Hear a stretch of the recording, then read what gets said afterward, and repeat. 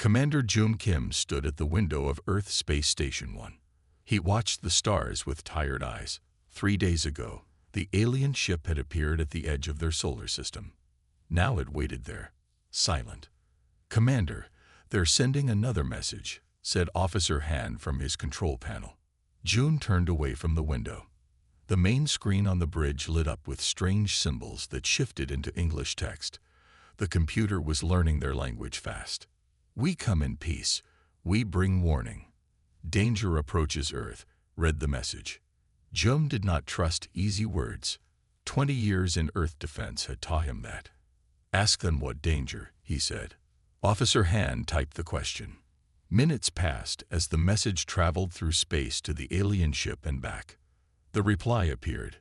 "Request meeting. Will explain threat. Urgent." 6 hours later, Jun sat in the station's meeting room with 5 other leaders from Earth's Security Council. A small ship from the aliens had docked with them. The door slid open. The alien that walked in looked almost human, but wrong in small ways. Its skin was pale blue. Its eyes were too large. It stood as tall as Jun, but was thinner, with long fingers. "I am Jin of the Verax," it said in a voice that sounded like it came through water. "We have watched your world for many years. Why show yourselves now?" asked Jun. Jin's large eyes blinked slowly. "The Morvax come. They destroy all life they find. They have killed 17 worlds in this sector alone." The room grew quiet. Jun felt a chill despite the warm air. "They use special weapons," Jin continued. "For each world, they make perfect killers. These killers are made to hunt your specific kind. They learn how you fight. They adapt. They do not stop." Images appeared on the wall screen. Creatures that looked like a mix of insect and machine. Some walked on many legs. Others flew on thin wings. All had sharp parts that gleamed like metal. "These attacked the Talax people," said Jin. "The Talax were strong fighters. They died in 6 days." Jun leaned forward. "Why tell us? Why not just watch us die too?" Jin's mouth moved in what might have been a smile. "The Verax seek allies. We offer help. Technology. Knowledge. Together, we can stop the Morvax." "And what do you want in return?" asked Minister Lee, an older woman with sharp eyes. "When the Morvax are defeated, we share in Earth's resources. A fair trade." Jun didn't like it. Something felt wrong. The timing. The offer.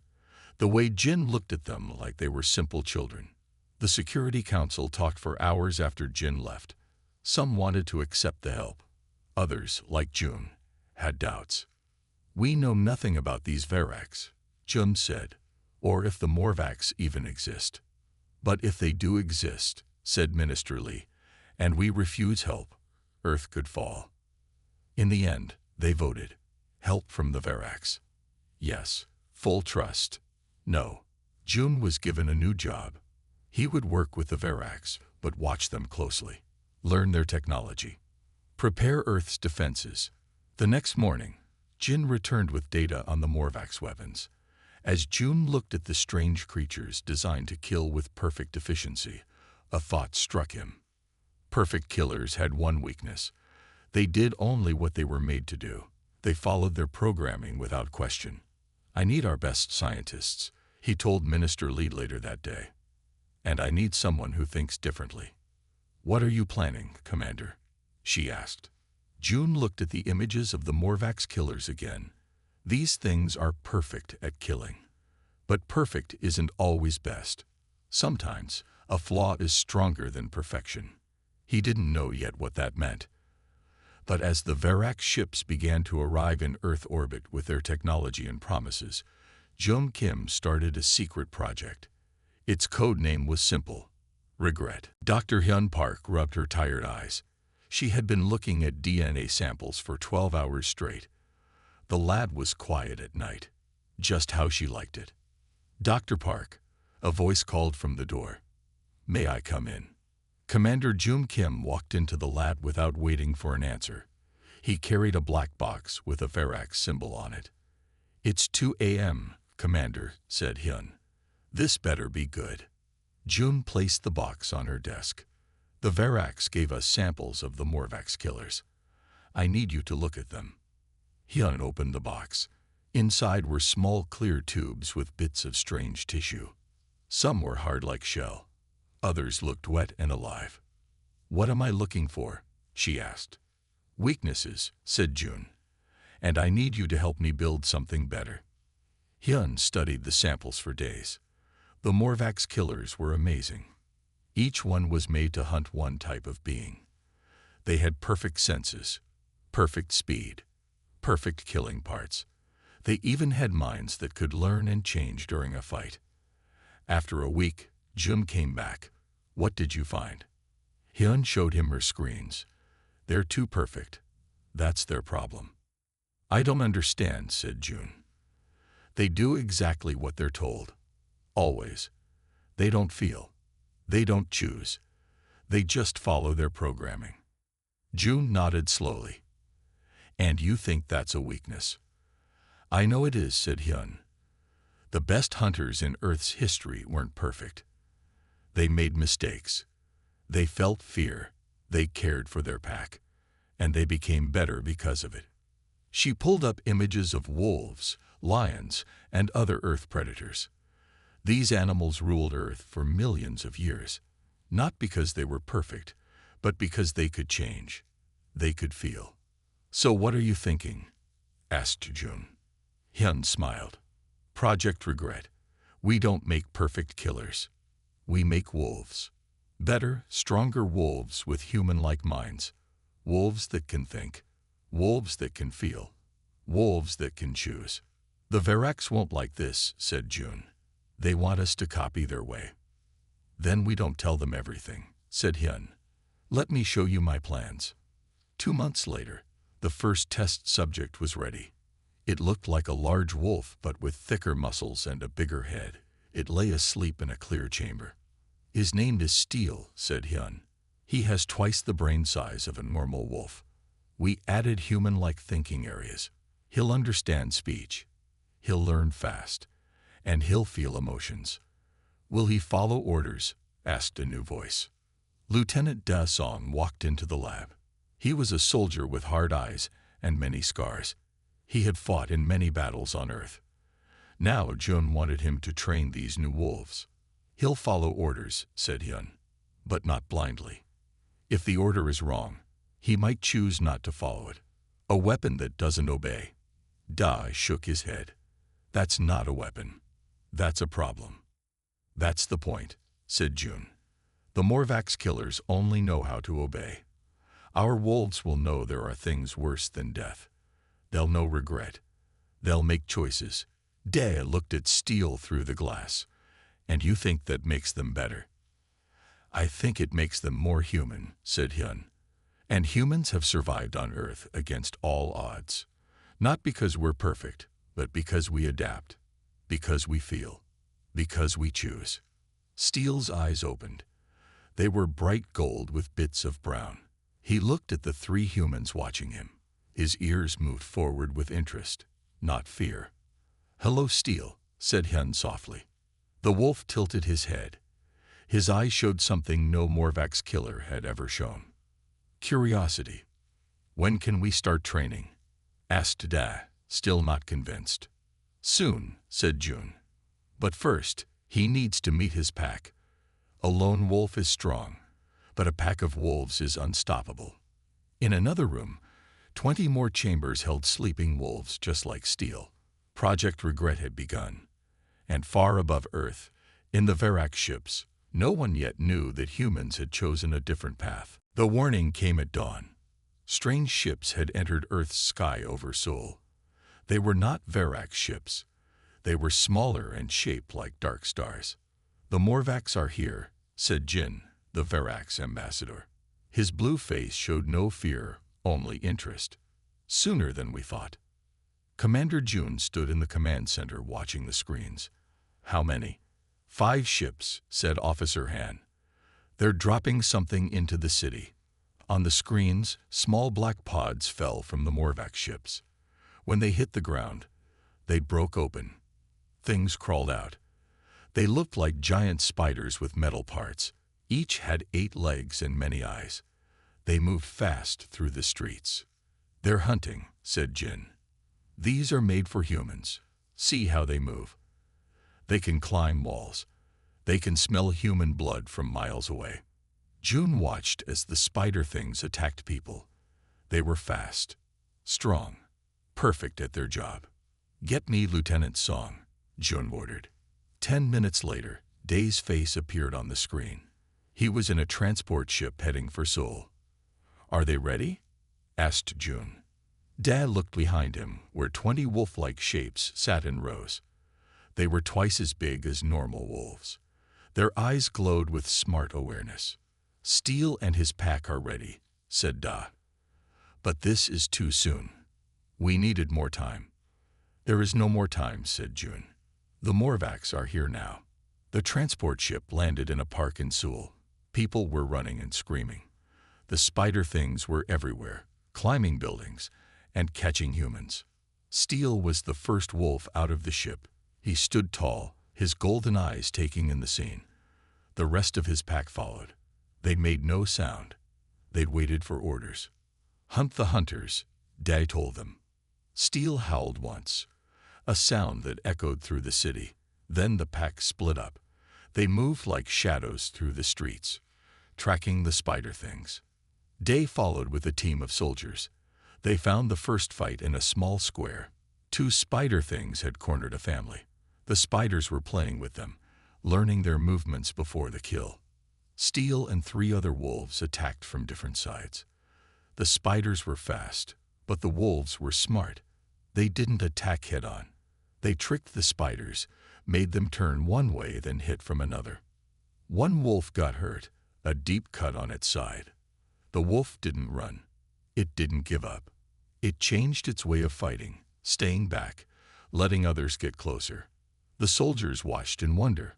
These were not mindless weapons. These were thinking fighters. By night, the battle moved to the center of Seoul. The Morvacs had sent more spider things, but now Steel's pack knew how to fight them. They hunted in groups, using the city to their advantage. Dr. Hyun Park watched from the command center. She saw how Steel protected the younger wolves, how they communicated without sound, how they learned with each fight. "They're winning," she said with pride. But something was wrong.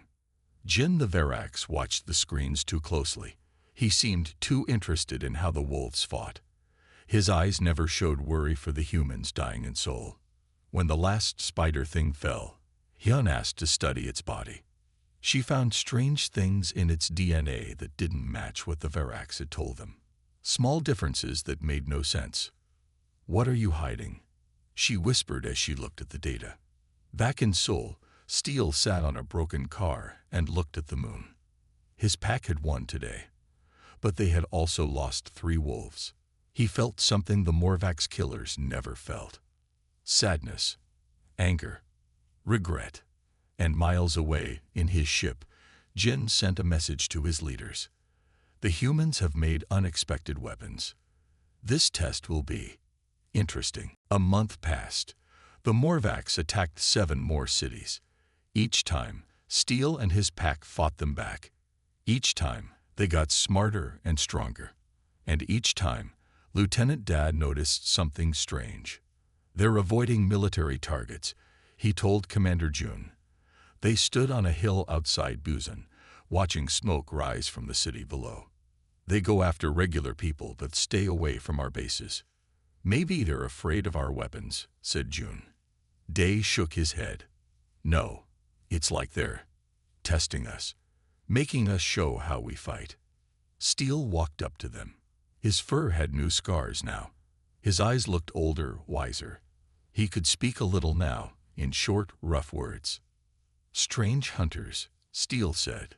His voice was deep and growling. "No pack. No help each other. Just kill, kill, kill." June looked at the wolf. "What do you mean, Steel?" "Real hunters work together," said Steel. "These things don't care if others die.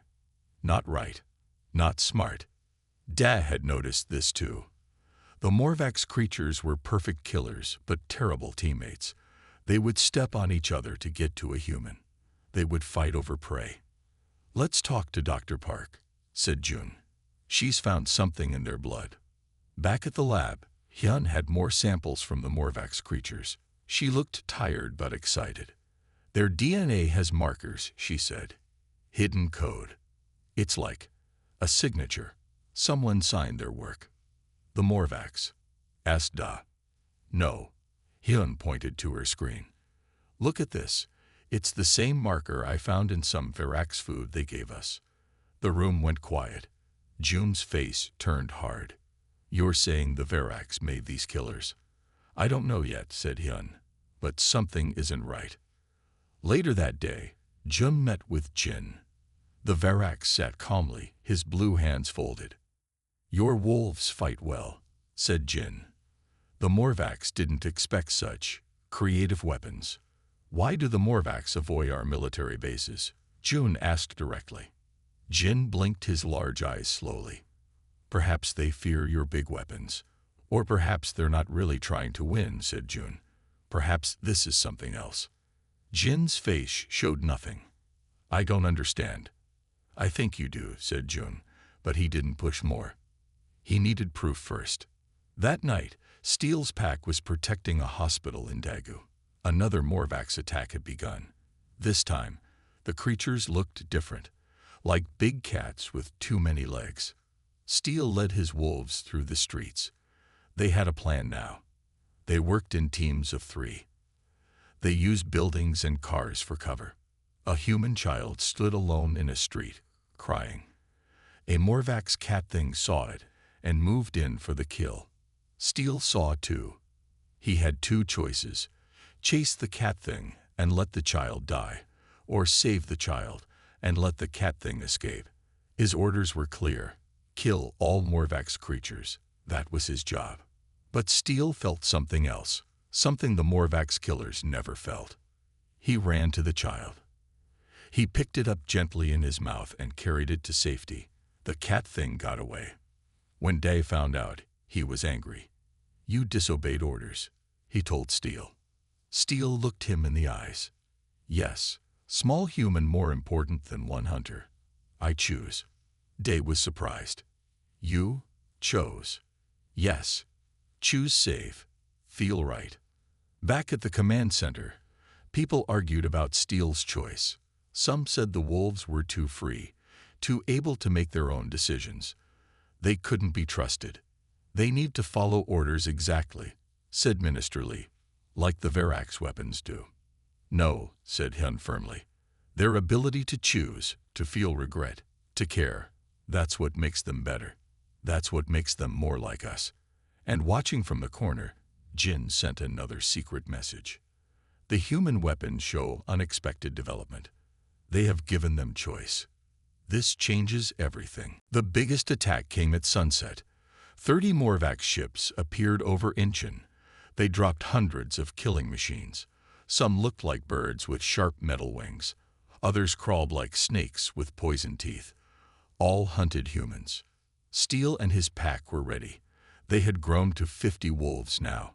They moved through the city like a storm, fighting the Morvax creatures with skill and teamwork. Lieutenant Dev fought beside them. He had learned to trust the wolves. They weren't just weapons anymore. They were partners, friends. "South side needs help," Daz said into his radio. "Steele, take 10 wolves there." Steele howled a command to his pack. Then he saw something that made him stop. One of the bird things was flying away from the fight. It carried something in its claws, a container with Verax writing on it. "Strange," Steele growled. "Follow." Steele and 2 wolves chased the bird thing to an empty building. Inside, they found more Verax boxes, and something else, a Morvax creature that was different. It stood on 2 legs like a human. It wore armor. It was a leader.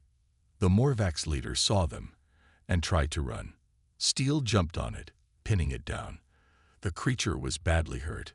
Dark blood leaked from its side. "Kill me," it said in a rough voice. Steele was surprised. You speak. Little time, said the Morvax leader.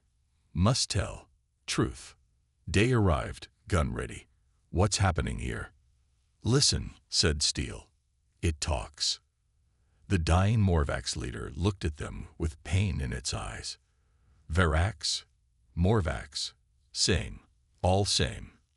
What? Dad lowered his gun. What do you mean? One race, two names. Not war. Test. The creature coughed. Test all new worlds. See how they fight. Dad knelt beside it. You're testing us. Why? Species who make perfect weapons. Too dangerous. We take them. Species who make moral weapons can join galaxy. Steele understood first. No real war. Just test if humans good or bad. The Morvax leader touched Steele's fur with a weak hand. Your wolves have choice, have heart. This, good sign. The Verax have been lying to us, said Da. They're not helping us fight an enemy. They are the enemy. Not enemy, said the Morvax leader. Judges. Old race, seen many worlds, rise and fall. And what happens now? Asked Da. You pass test, but beware. Verax still want your weapon tech. We'll try. Take it. The creature's eyes closed. Its breathing stopped. It was dead. Day called Commander June right away. We need to talk. Now, it's about the Verax. An hour later, June, Da, and Dr. Hyun met in a secure room. Steele sat with them, listening. The Verax and Morvax are the same species, Dade explained. This isn't a war. It's a test to see how we fight. That's why the DNA markers matched, said Hyun. They're making both sides of this conflict. But why test us this way? Asked June. Why not just talk to us? Actions show truth, said Steele. Words can lie. Hyun nodded. They wanted to see what kind of weapons we would make when scared. Would we make mindless killing machines, or something with moral limits? And we chose to make the wolves, said June. Weapons that can choose not to kill sometimes. That's why Steele saved the child, said Da. And that choice may have saved Earth. Just then, the door opened. Ambassador Jin walked in. His blue face was calm as always, but something was different in his eyes. You know, he said. It wasn't a question. We know, said June, standing up. The Morvax are Verax. This whole war is a test. Jin smiled for the first time. And you have passed. Congratulations. But Steele growled low, sensing danger. The truth was out. But the test wasn't over. Jin walked around the room slowly. He touched objects like he was seeing them for the first time. Yes, you passed our test, he said. Few species do. Most build killing machines with no hearts, no minds of their own. But you made these. He pointed at Steele. We made partners, not slaves, said Dr. Hyun. Jin nodded. And now you may join the galactic community. But first, you must give us all data on your wolves. All your weapon technology. Commander June crossed his arms. Why?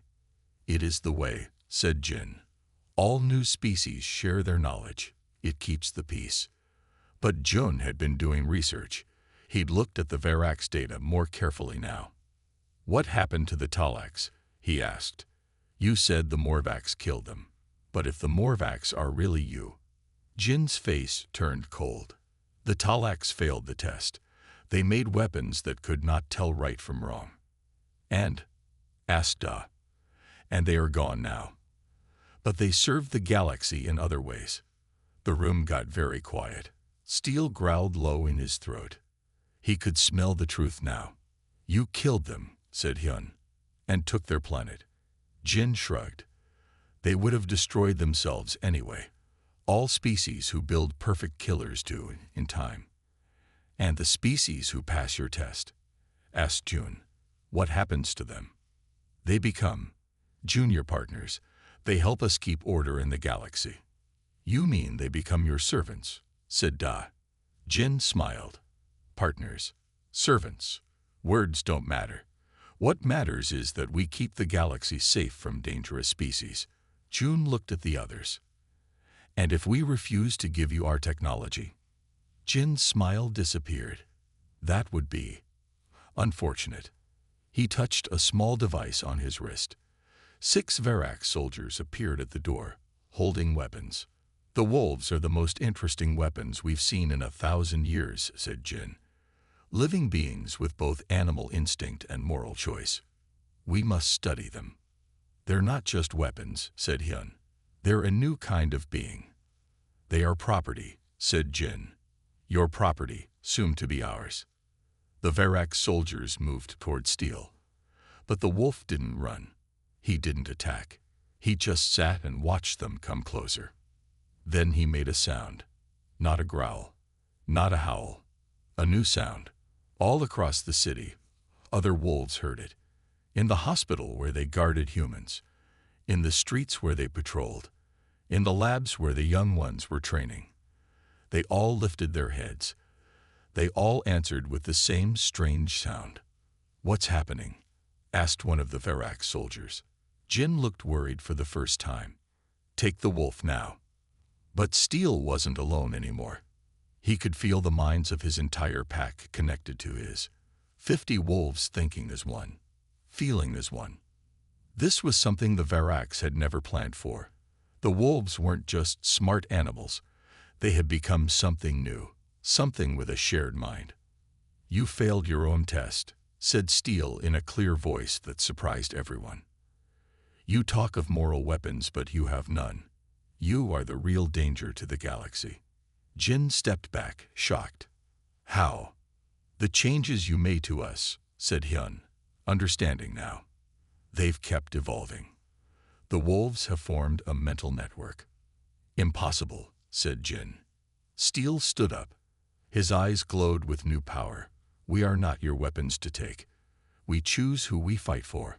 All across the city, wolves began to move, running toward the building, coming to help their leader. This changes nothing, said Jin, but his voice shook. You will still give us what we want, or Earth will burn. June smiled for the first time. I don't think so. I think the real test is just beginning. Alarms rang throughout the city. The Verax ships above moved into attack positions. Jin had called for backup after escaping the building. They're going to attack, said Commander June, looking at the screens in the command center. Full force this time. How do we fight an alien race with better technology? Asked Minister Lee. Not alone, said a deep voice. Steel walked into the room with 20 wolves behind him. Together. Day nodded. The wolves can help us in ways the Verax won't expect. We need to find their weak spots, said Hyun. She typed quickly on her computer. I've been studying their messages. I think I found something. On the screen appeared a map of Earth with red dots. These are Verax watching stations, hidden all over our planet. They've been here for years, studying us. June looked at the map. They're vulnerable. Small crews. If we can take them out, the Verax lose their eyes on Earth. And there's more, said Hyun. Look at this message I decoded. Words appeared on the screen. Earth rebellion similar to Centauri failure. Prepare containment. Centauri.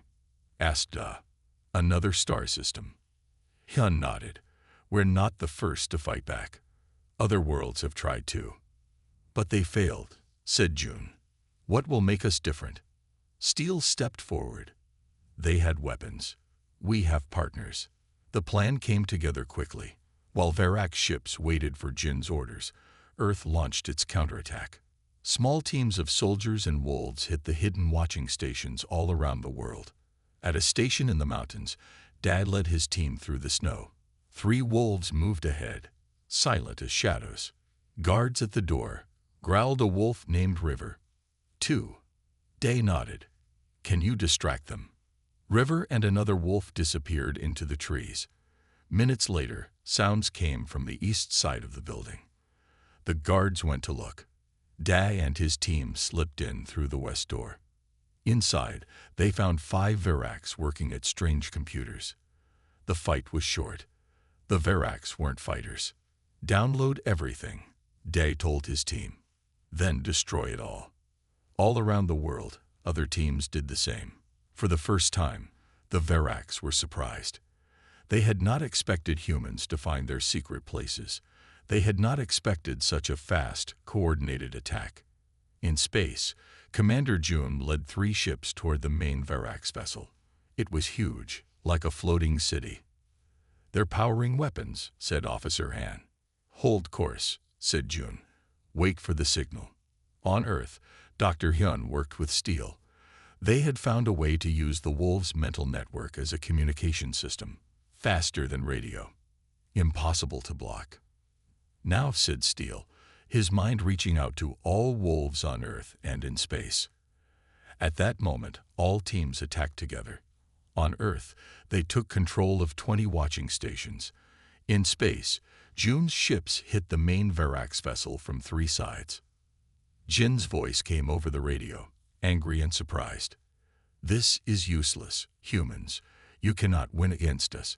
We have ruled the stars for 10,000 years. "Maybe," said June. "But you've never faced humans and wolves together before." The main Verax ship shook as Earth weapons hit it. Not enough to destroy it, but enough to show they could fight. Jin's voice changed, became colder. "Then we will show you our true weapons, the perfect killers we keep for real wars." On all screens appeared images of new creatures, not like the test weapons they had faced before. These were bigger, stronger, more terrible. Half machine, half monster. "They're coming," said Dai, watching from Earth. "The real fight begins now." Steele howled, and all wolves answered. They were ready. Not perfect, not unbeatable, but together. And sometimes, that was enough. The sky turned dark over Seoul as the Verax ships moved in. From them came new creatures unlike any before. They looked partly like machines, and partly like animals from bad dreams. They had no eyes, only sensors. They had no mouths, only weapons. They moved without sound. "These are their true, perfect killers," said Dr. Hyun, watching the screens in the command center. "No feelings, no choices, just killing machines." Minister Lee looked scared. "Can we stop them?" Steele stood tall beside them. "We will try. We must." The wolves gathered in the city center, all 50 of them. They looked small compared to the Verax monsters that now walked the streets. Steele sent his thoughts to his pack. "They are stronger, faster, but they cannot think like we do. They cannot change their plans. They cannot feel what matters." Lieutenant Da joined them with soldiers carrying new weapons made from Verax technology they had taken. "We don't need to win," he told his troops. "We just need to show them we're too costly to fight." The battle began at noon. The Verax killers moved through the city in straight lines, destroying everything in their path. They didn't hide. They didn't need to. They were death walking. Steele led the first attack. The wolves didn't fight head-on. Instead, they used the city itself as a weapon. They led the killers into traps. They made buildings fall on them. They tricked them into fighting each other. From space, Commander June watched and directed smaller ships to hit the Verax vessels when they opened to send more killers. "They're slowing down," he said after hours of fighting. "They didn't expect us to last this long." On the ground, Dave fought beside the wolves. He saw one Verax killer corner 3 wolves in a small street. The wolves looked trapped. But then something amazing happened. The 3 wolves pressed their heads together. A light seemed to pass between them. Then one wolf grew larger, stronger, its muscles swelling with borrowed strength from the others. The super wolf jumped 20 feet in the air and tore the head sensor off the Verax killer. The machine body crashed to the ground. All across the city, wolves were doing the same, sharing strength, sharing thoughts, working as one mind in many bodies. Dr. Hyun watched in wonder. They're evolving even faster now. The mental network is letting them share physical strength too. But the battle was still hard. Many wolves fell. Many soldiers died. The Verax killers kept coming, wave after wave. Steel fought his way to the center of the city where the largest Verax machine stood. It was 3 times taller than a human, with arms that ended in energy weapons. Around it lay the bodies of 5 wolves who had tried to stop it. Steel felt their loss in his mind. He howled a sound of grief and rage that echoed through the city. Jin's voice came from the machine. Your wolves fight well, but they feel too much. See how emotion makes them weak. Perfect killers feel nothing. Wrong, said Steel. Feeling makes us stronger. He closed his eyes. Miles away, every wolf felt his call. They shared their strength with him, their speed, their power. Steel's body changed, grew, became something new. He jumped at the machine with impossible speed. His claws, now glowing with shared energy, cut through metal that no normal weapon could touch. Jin's voice showed fear for the first time. What are you? Steel's eyes glowed as he tore into the machine. Not what. Who? We are not perfect killers. We are imperfect protectors. And that is better. All across the city, the tide of battle turned. The wolves, connected by their mental network, fought as one being with many bodies. The perfect killers, for all their strength, could not adapt to this. In his ship above Earth, Jin watched his perfect weapons fall one by one. Impossible, he whispered. 3 days after the battle, a new ship arrived in Earth's sky.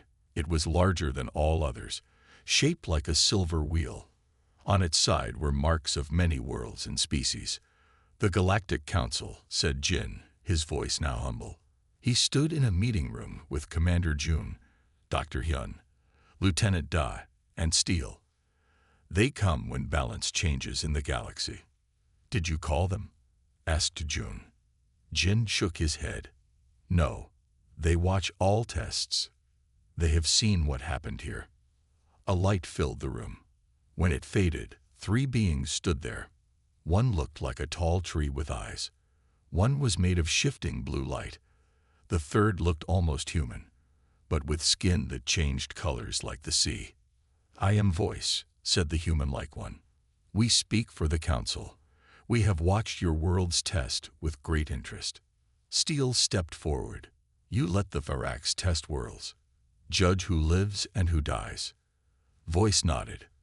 For 1,000,000 years, the Verax have tested new species.